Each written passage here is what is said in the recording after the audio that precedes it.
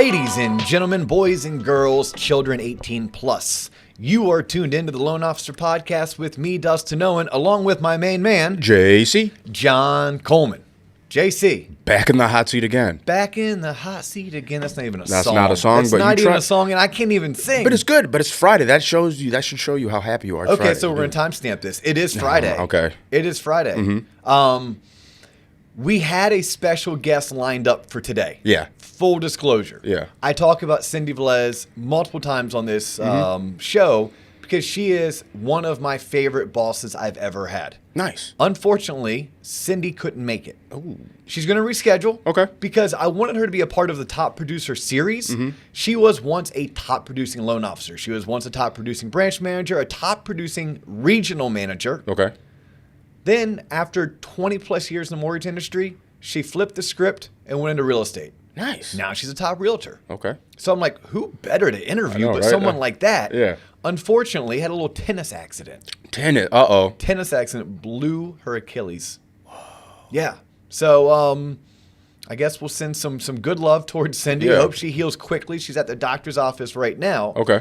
And I was thinking today, let's talk about the 5 characteristics that make up a top producing sales professional. And we're going to speak to the loan officers today. For sure. A top producing loan officer. But, like many things, if it correlates to a loan officer, it probably correlates to a doctor. For sure. If it correlates to a doctor, probably correlates to a life insurance salesperson. Yep. But I recently was asked by the local Mortgage Bankers Association local chapter to present at their monthly luncheon. And I presented something on the lines of, this is why loan officers fail. But I'm like, failure is kind of a negative term. Yeah. Let's try not to be negative. Let's try to be positive. Yeah. So instead of talking about the 5 characteristics we are going to talk about the 5 characteristics of a successful. Basically, if you inverted that, it would be like, if you want to not be successful, then don't do any of these. Yeah, don't do these. All right? Okay. You ready to go? Yeah, let's go. Any questions? Nah, I'm ready for Any this. suggestions? Make it great. Make it great. Yeah. I will do my best to make it great again. Yeah. Make it great again. Yeah. As we've been doing for the past 73 episodes, now going on 74 episodes. Right? Yeah, pretty exciting. We're going to hit that century mark. Yeah. Before the end of the year. Yeah. Have you already mapped it out? Do you No, know the actual date? I don't know math, no, but 2 times a couple weeks, who knows? Okay. Yeah, we do 2 shows a week. We have another 26 to go, so that'd be 13 weeks. Are there 13 weeks left in the year? It's going to be close. It's going to be close. Yeah, look at that. I'm doing some quick math right there. All right, so let's go. Okay. These are going to be in order. Okay. Ladies and gentlemen, these are in order. Okay. So you need to dominate each individually. Try not to jump around. Okay. 5 characteristics of a successful mortgage professional. Loan officer. Salesperson. First, you need to be crazily accessible. Crazily accessible. Make yourself crazily acceptable. Accessible. Jesus. Good and catch. acceptable. Yeah, yes, good you catch, need good to be catch. acceptable, Yes, but yeah. accessible. Accessible. When your phone rings, you pick it up. Okay. It's that simple.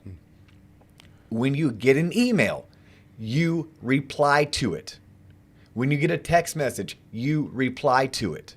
When you have a voicemail, you reply to it. But let me put some timestamps on that. If you have a voicemail, you need to reply to it within 1 hour. 1 hour. 1 hour. Text messages within 30 minutes. 30 minutes. Emails daily within 2 hours. 2 hours. Crazily accessible because people need to be able to depend on you. If they know they can reach you, they know that they can depend on you. Now, as I say this, there is a moment in your career, we'll call it the holy grail moment, where you need a team that is crazily accessible because maybe you're not. That's something you earn in life. You earn it by reaching a certain production point, a certain income point, and most importantly, a certain savings point. Look, if you're at a point in your life and you have enough money saved that you're comfortable that you're going to be able to retire and live the lifestyle you're accustomed to, maybe you don't have to be as accessible. But early on in your career, until you have quote unquote made it, And made it's going to be different for some people. For some people, made it is I'm a $50 million producer. I'm a $100 million producer. For some, it's I'm an $18 million producer. But the characteristics that we're laying out today is to make sure you are at least $1 million a month producer. If you're not doing $1 million a month of self-sourced business, you have to follow these practices. If you're not doing $20 million a year, then you need to follow what we're saying today. Okay. So be crazily accessible. That means you pick up the phone when it rings. But then if you aren't able to pick it up, you reply quickly. Even if it's just to say, hey, I got your voicemail. I'm not available again until 3:30. Is it okay if I call you then? At least let people know that you're there. I call it embrace them. Give them a hug. Let them know I'm here. I got your back. I can't get to you right now, but I promise to get to you today. Most people will respect that and they'll appreciate that. So that's number one. Okay. All right. Number two would be proactively communicate. Proactive communication. Proactive communication. Do what you say you're going to do. Do it in the time frame that you said you're going to do it, and never leave people hanging. If you can proactively reach out, whether it's to a customer or a referral source, and give them updates, you're going to set yourself apart from the competition. Now, if you notice, we have not said anything today that talks about being a great technician. That'll come, but that comes later. In order, you need to make yourself crazily accessible and proactively communicate. Yep. If people are calling you needing updates, or people are calling you needing to know what the next step is, you're not being proactive enough. Being proactive will allow you to stay in front of your client, in front of your referral source, in front of your paycheck, in a manner that no one is ever feeling like they're being left in the dark.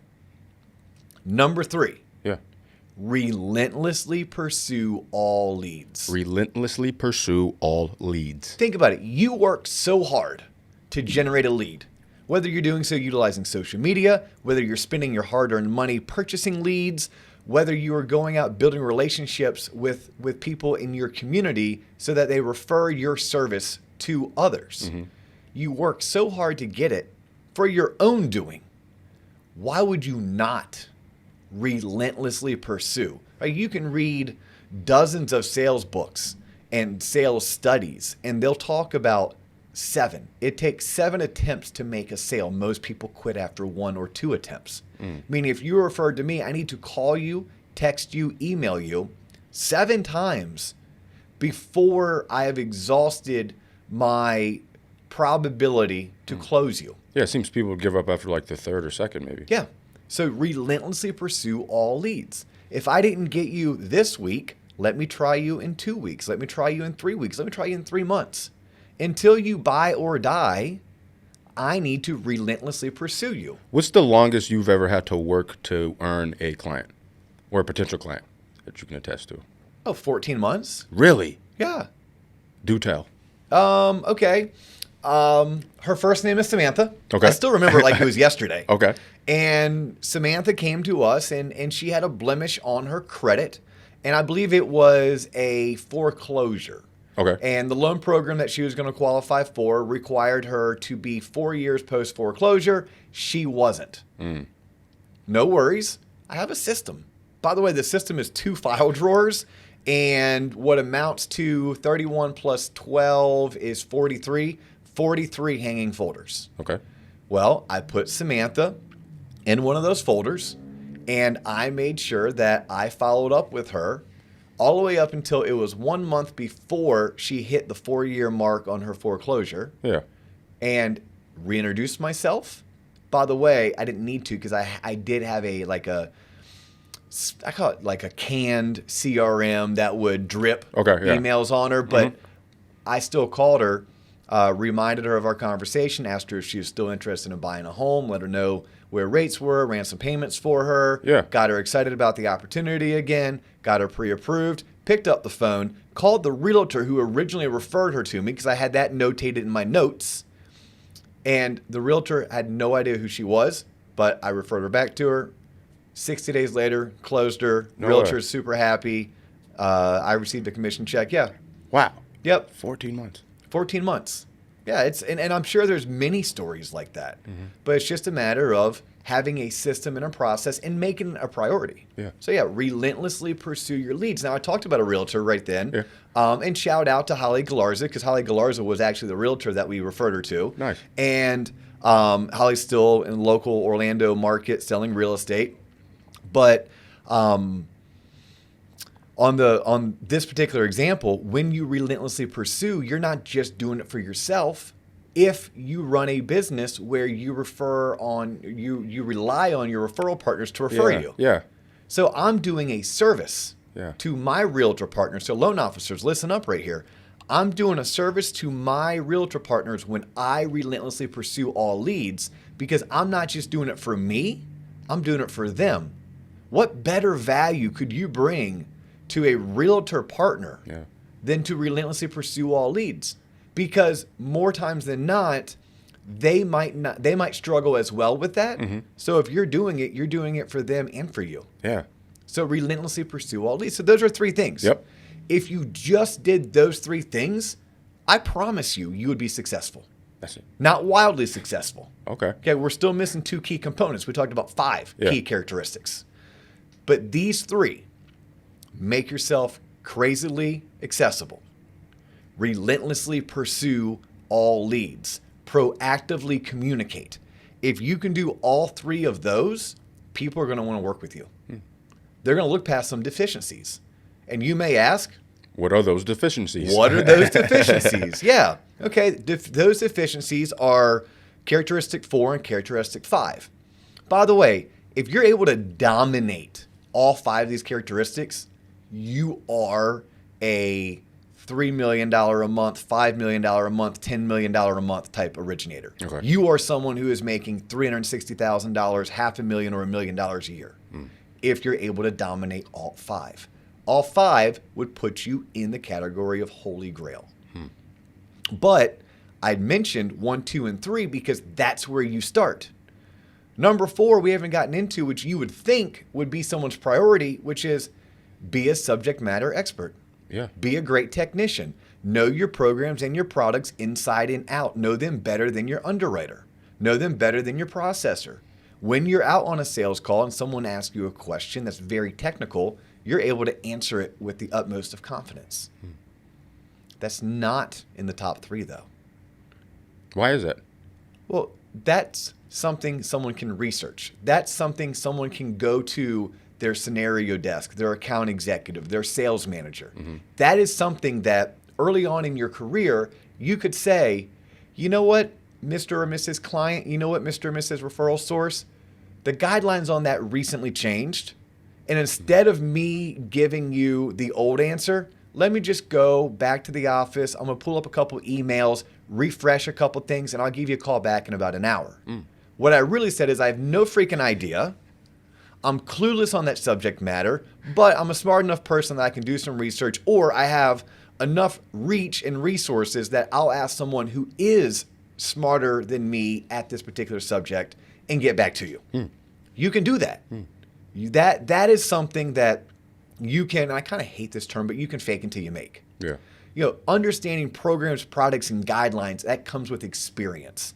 That also comes with a certain amount of aptitude. Yeah. Right? Some folks just have great aptitude for retaining that type of knowledge.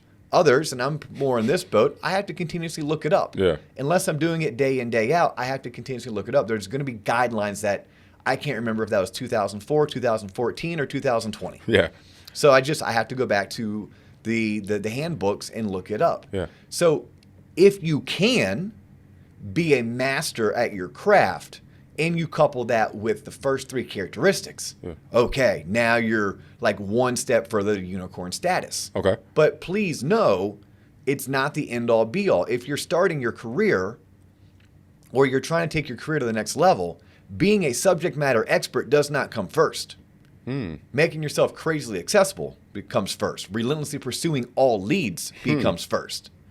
Proactively communicating. Wow, yeah. Then you want to be a subject matter expert. Then you want to be able to know programs, products, guidelines. You want to be that Rain Man type savant that just answers questions because you know it. I'm glad you articulated that, because I would have started with know the stuff first and then retrofit. You know, it's funny. Many sales professionals fail at becoming successful because they don't know how to prioritize their weeks, their schedule, or the characteristics that are required to become successful. Yeah. Right? Yeah.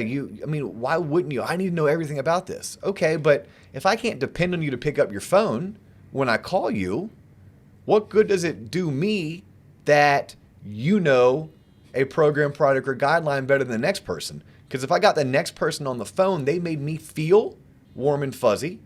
They let my anxiety level drop, and then I gave them 2 hours to go find the answer and get back to me. Yeah. I mean, if you know everything, but you didn't call me 7 times to try to earn my business, and you stopped at 2, I never got a chance to understand what you know. You stopped after 2 attempts. Look, I take 7. I'm an important person. Yeah. Quote unquote. Right? That's the consumer's mentality. They're important people. Yeah. Right? They have other stuff going on. Not that they didn't want to talk to you the first couple times you reached out to them. They just didn't want to talk to you then.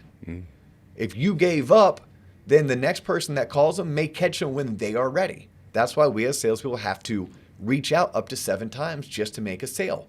It's not that the person didn't want to talk to me the first 6 times. It's just the timing wasn't right. They weren't in the mood. You know, I do that to my childhood best friend. He lives in San Diego. I live in Orlando. He and I try to touch base at least 4 or 5 times a year. But there's certain times I looked at it on my phone and Brian's calling me. Yeah. And it's not that I don't want to catch up with Brian. Right. But I don't want to catch up with him right then and there. Maybe my kids are in the car with me. Yeah. Maybe I'm late getting home to dinner. Yeah. There's other things going on. Same thing goes when we're trying to sell our product or service. Our customers need us to reach out to them multiple times, because the first 3 or 4 or 5 times they weren't in the right spot. Yeah. To have that conversation. Makes sense. Yeah. So trying to become being a technical savant first. Yeah. No, make it 4th. Wow. Yeah. Make it 4th. Yeah. So now leaves it with one more. Yeah. Number 5. I'm very curious as to what this one will be. Don't be an asshole. That's it? No, I'm telling you, don't be an asshole. No, that's it. I mean, it's be likable. Are you a positive person? Do people genuinely enjoy being with you? That's 5th. You would think, wait a minute, but this is sales. Shouldn't that be number 1?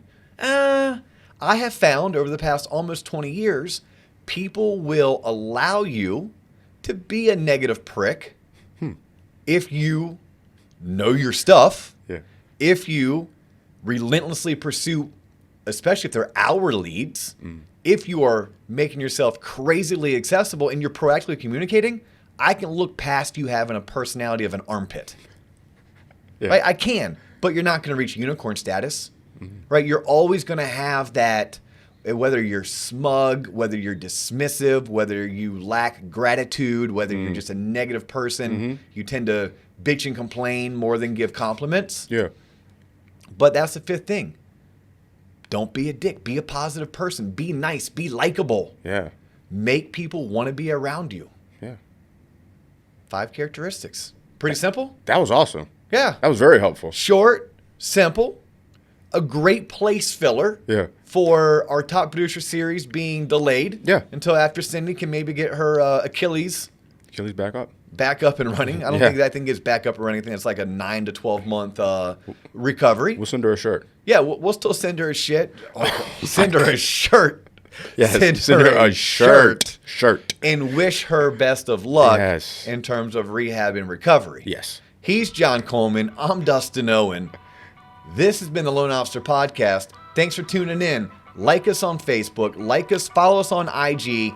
Share us. Yeah. Leave us comments. We read them all the time, by the way. We are starting to get a plethora of comments, and believe us, guys, we read them and love them all. Yep. Thanks for tuning in.